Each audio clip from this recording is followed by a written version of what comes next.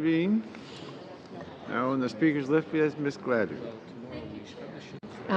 I just wanted to say that I don't support expanding this because the RCMP have already expressed concerns about the medical marijuana system that we have today, that people are applying for licenses who don't have a criminal record and are vetted, but they are related to those that are members of organized crime, and that's how organized crime may be penetrating the medical marijuana market today. And so I certainly then wouldn't want to see us expand the opportunity and have Canada turn into the organized crime capital exporting to other countries. And so for that reason, I wouldn't be supporting. All right, thanks very much. Ms. Sidhu. I just want to make a point, Mr. Chair. This bill is about public health, not economic development. We have been clear that the intent of this legislation is keep it out of the is as a domestic issue. Medical cannabis producers will continue to be able to import and export for medical purposes. So just let's not use not economic development right now. This is my point of view. Very much. Mr. Oliver. I'd add to Ms. Sidhu's comments, but also add to that that the advice we had from everybody else was go slow on this. And I think you'll see there's a motion coming later for a review of the bill in fairly short order in terms of parliamentary time that may then allow this kind of consideration. But I think at this juncture, as Ms. Sidhu said, the purposes of the bill were not about retail and business opportunities. It was about deterring crime, getting this stuff out of the hands of our youth, and having a safe production capacity, license capacity. So I'd be speaking against the motion. Mr. Van Kesteren. Thank you, Chair. And I find it fascinating that the conversation is moving in this direction. And it seems like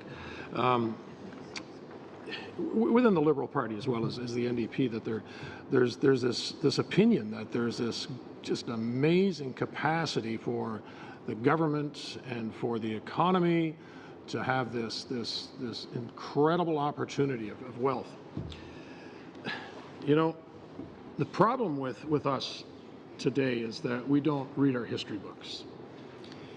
And China was probably the greatest civilization that's ever existed on this planet. I think one looks at their accomplishments.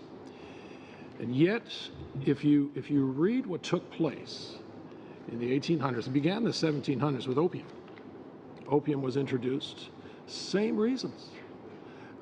Governments became involved. The British saw a lucrative trade there. There was one prime minister that condemned the British government for becoming part of this whole act, but in essence, destroyed a whole society.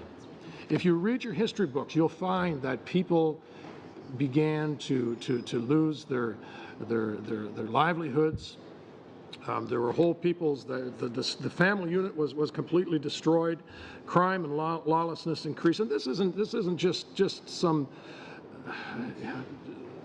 exercise in trying to scare people. But the reality of the situation is this: that we have learned lessons in the past, and it's not for no reason that governments have put together laws that have restricted drugs. Now, I just thought it would be interesting. I looked on the internet and I wanted to see what the drug culture, those that use, and I gotta confess, maybe I'm the wrong person to talk about this because I've never smoked the stuff. But I wanted to find out what people that indulged in smoking marijuana said about marijuana as opposed to opium, because opium is an interesting drug. Almost without exception, the response is, you know what, opium's a whole lot better. Now I'm paraphrasing, and they pontificate, they go into reasons why and such. The point is, this is a stepping stone drug. This is not, the people that smoke marijuana aren't going to be content just to, and I'm not painting everybody with the same brush, but I can assure you that we will see the same thing happening in our society. And why, for the life of me, would we you know, even without proper dialogue, even without thinking this through, this is such a dangerous precedent, and I can't reinforce this enough. It took Mao Zedong, his brutality, to stamp out drug usage in China. Probably 10 million people were addicted to opium. Now, people would say, we're talking about marijuana. There's a difference, and Mr. Davies, you refer to alcohol. You know, it's not the same thing. Yes, it's a drug, to a degree, I suppose one would argue, but you drink alcohol, or you might like beer, you might get hooked into vodka, but it's alcohol. Whereas drugs open up a whole world of possibilities. And if we think that we're going to become a prosperous nation, that there's opportunity economically with the pursuit of marijuana in our society, we are so sadly mistaken. We need to talk about this. And I am convinced that there are people, and not just old fuddy-duddies like myself, I'm convinced there's people in the Liberal Party too that got some reservations. And I implore you to start to talk to your leadership to stop this crazy notion that this is a good idea. And you know, as I said, I was going to leave this for closing remarks, but you open it up. The fact that we somehow imagine that this whole marijuana business is going to be advantageous, that we're going to protect youth, we're going to keep a lid on this thing, is foolhardy at best. So I appreciate your time, and I just ask my Liberal colleagues to look at this, really look at this, because this is a disaster waiting to happen. Thank you very much. Mr. Davies. Thank you. Well, I know my Liberal colleagues don't need me to jump to their defense on that, but I think with respect to Mr. Van Kestren's comments, there's clearly a very, very large philosophical difference between the Conservatives and other parties and on the proper way to regulate this. Unfortunately, Mr. Van Kestren wasn't here, I don't think, to have the benefit of hearing the evidence we heard for 5 days, but we heard a massive amount of evidence about the harms of criminalization, and I just want to speak to this my motion a little bit more pointedly, that nobody's talking about cannabis being some sort of economic action plan for the future. What we're doing is, I'm going to quote Kirk Tousaw again, we're not creating any market here. The market exists. Okay, there's a $7 to $10 billion market in Canada right now, and that's with a criminalized context with jail terms, and after spending billions of dollars of trying to pursue a criminalized approach to cannabis, where are we? We have a $7 to $10 billion industry that's controlled by the black market, and our youth are among the highest users of cannabis in the world. That's what 100 years of a criminalized approach has gotten us. That's the evidence. So I want to comment on a few things. The point of this is, if you have willing jurisdictions, let's say another country adopts Canada's model of recreational cannabis, I see no reason why we wouldn't want to be trading as we are with medicinal. What's the difference between us exporting medicinal cannabis and us exporting recreational cannabis to a willing jurisdiction prepared to receive it?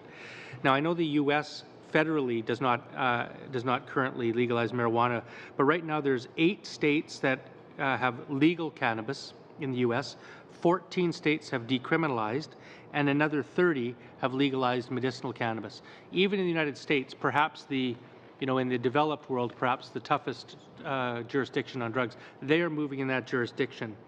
I want to just say that Mr. Oliver referred to 3 of the purposes, but of course there are 7.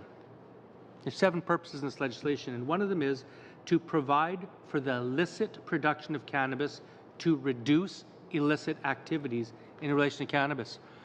If you don't legalize exporting, if you don't let responsible licensed Canadian business people and producers export, who do you think is going to export?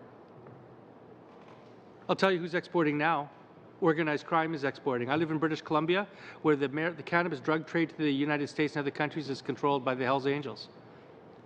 So if we're supposed to be trying to provide for the illicit production and reduce illicit activities, wouldn't you want to bring the regulated production of that cannabis out of the hands of organized crime and put it in the hands of legitimate Canadian business people who can then deal with it in a responsible, regulated way.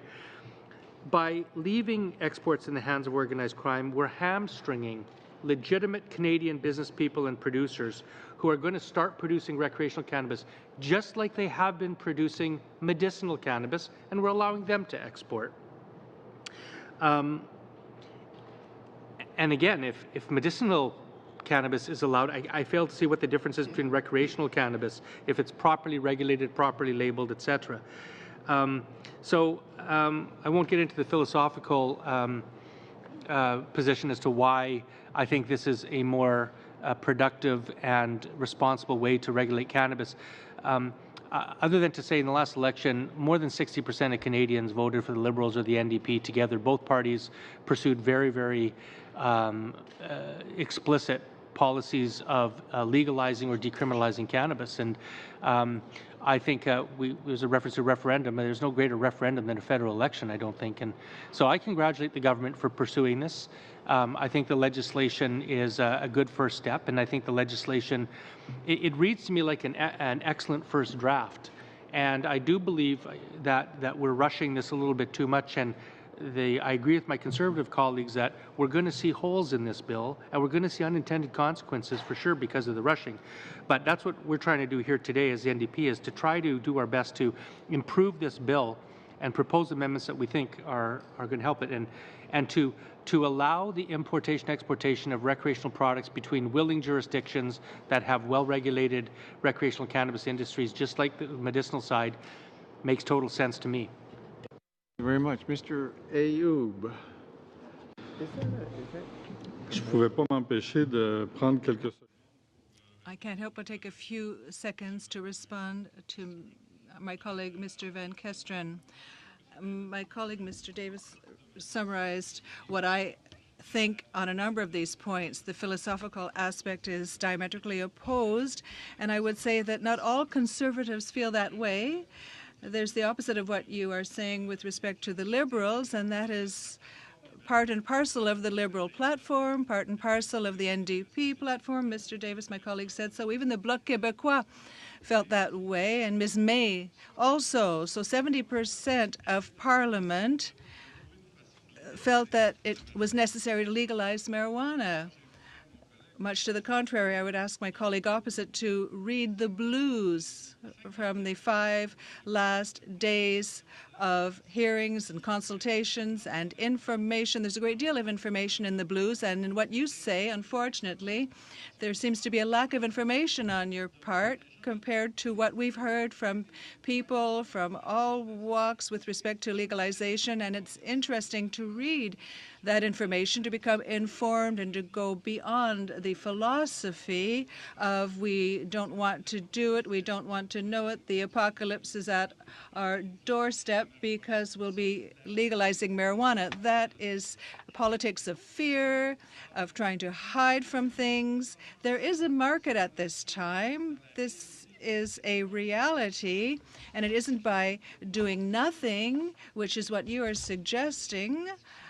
And I've had discussions with Conservatives, and they're much more open to legislation, to some way to protect our youth, rather than to simply do nothing. So I think we're trying to do what has to be done, but we want to do it correctly, properly regulated, with the same concerns, that is, the safety of our children and of our population in general.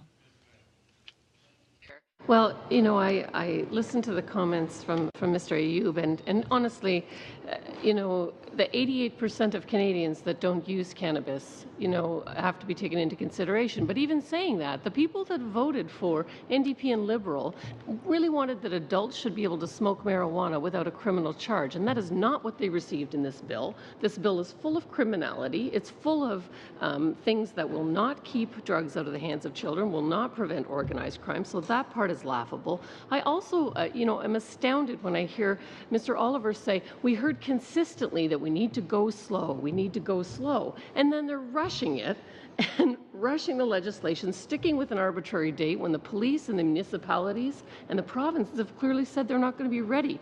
So, you know, those things are unbelievable. Now, with respect to Mr. Davies' motion that we're supposed to be discussing, you know, I think he made an argument that actually makes my point. He says organized crime is already involved in exporting.